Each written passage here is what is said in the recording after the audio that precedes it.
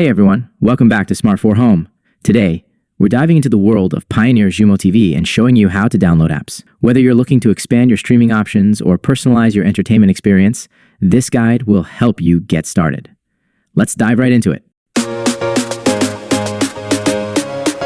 Step 1. Accessing the App Store.